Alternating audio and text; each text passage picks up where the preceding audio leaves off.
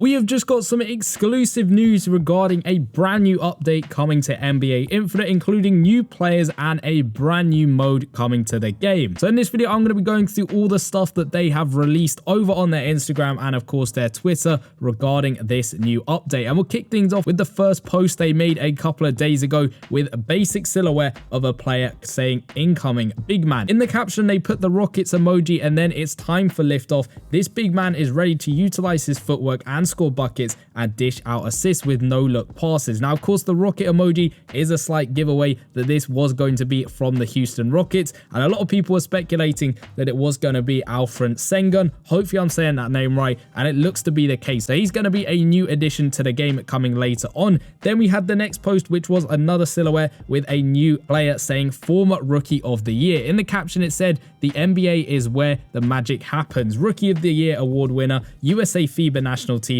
and NBA All-Star. Now of course always a hint in the caption, and this time it was that Magic, so of course he was playing for the Orlando Magic, and a lot of people again were sort of guessing that it was going to be Banchero, and again that has turned out to be the case. I'll go into why this has all been confirmed a little bit later on. But our third player that we got was a defensive specialist. In the caption it said a certified winner with the defense to back it up, 2 times NCAA champion and a 1-time all defensive first team, and of course that is Mikal Bridges for the Phoenix Suns, looking absolutely great. And then our final player, which is someone a lot of people have been really wanting to add to the game for a very long time now, says high fly, and of course the caption is when he takes flight, don't meet him in the sky, you'll end up on his poster, with that Wolves emoji. Of course, linking to the Minnesota Timberwolves, it is of course Anthony Edwards. A lot of people, including myself, really want him to be in the game, and it's looking like he is coming on May 29th. And the reason we know that date is because of the final post. As you can see over here, they posted this photo.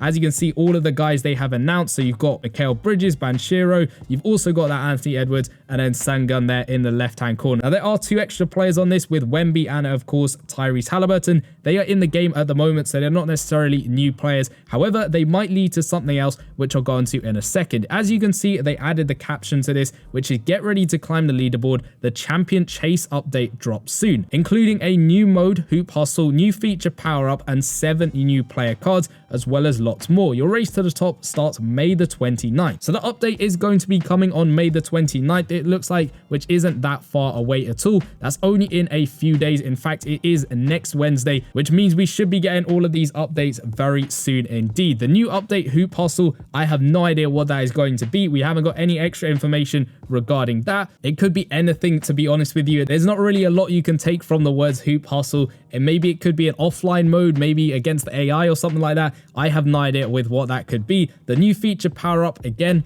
not a clue what that is going to be. I'm guessing that might be just a feature you could use in the game. Someone speculated that it was going to be a feature where, say you use the player more and more, those attributes of that player would increase. So say I went with Paul George in the game and I used him for say 10, 20, 50 games even, and his stats might get a slight boost because I've used him for so long. That is just an assumption someone has made from this one. And then also it says 7 new player cards. Now I went through 4 of the players that they had announced. Of course, Sengun, Anthony Edwards, Banchero, and then of course that Mikal Bridges, but that leaves 3 extra players. Now of course on that image it does show Wemby and Halliburton, but they are already in the game. My guess though is that we'll get 3 players similar to how you got rookie players with Steph, KD and LeBron James, because that would make more sense having a 3 sort of special cards as it were, maybe linked to the playoffs or maybe linked to something else. Again, that is just me speculating. I have no idea what any of the other players we're going to get is. And then lots more is probably referring to all of the balance changes the game will have to do when they are adding new players, especially Anthony Edwards. They'll probably have to adjust other players as well. So we got a bunch of stuff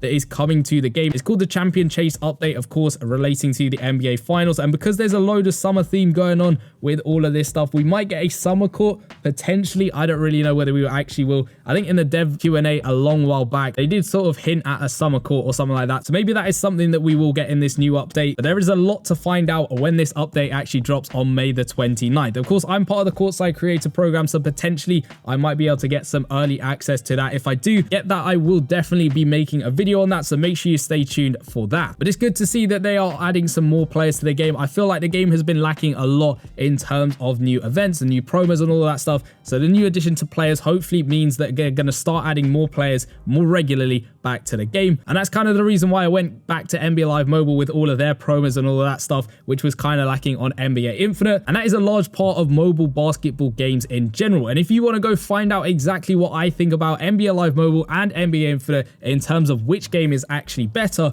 go check out the full comparison I did in this video on the bottom left hand corner, and I'll see you guys in that one. Peace.